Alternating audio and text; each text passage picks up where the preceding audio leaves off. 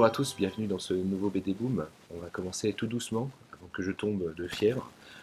Le voisin, chez Dargaud, c'est deux auteurs espagnols qui ont fait ça. A priori, si j'ai bien compris, c'est une série qui va être adaptée sur Netflix. Imaginez, vous êtes un étudiant en train de préparer un concours important, vous passez votre temps à réviser, et puis vous vous apercevez que votre voisin, qui vous réclame beaucoup d'aide, est en fait un super-héros, un des plus célèbres super-héros de la région, et qui a pas mal de problèmes dans sa vie personnelle, et donc il fait souvent appel à vous. Voilà, donc on se balade entre la comédie, le dramatique, c'est vraiment une histoire de super-héros très originale, et c'est une histoire complète, donc voilà, dans ce gros album.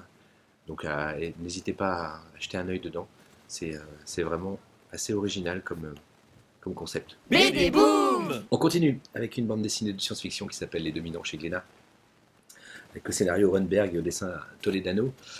Alors, cette bande dessinée, vous voyez, justifie l'existence des libraires de bande dessinée. Parce que si on s'en tient à la couverture, je pense qu'on a là le gagnant de la couverture la plus pourrie de 2020. Hein. Et donc, il y a très peu de chances que vous-même vous l'ouvriez. Or, notre boulot à nous, c'est de vous faire découvrir ça, malgré les erreurs marketing de nos chers amis les éditeurs. Donc, très bonne histoire. L'humanité a été décimée par un virus. A priori, il ne vient pas de Chine, celui-là. Et les extraterrestres débarquent. Mais c'est des extraterrestres qui font plusieurs dizaines de mètres de hauteur, qui ressemblent à des gros insectes, et en fait qui ne s'intéressent mais alors pas du tout à l'humanité. Ils sont là, ils se baladent sur Terre, on ne sait pas très bien ce qu'ils font là. Et donc il faut apprendre à survivre. Donc les notions d'agriculture ont disparu, il faut tout redécouvrir.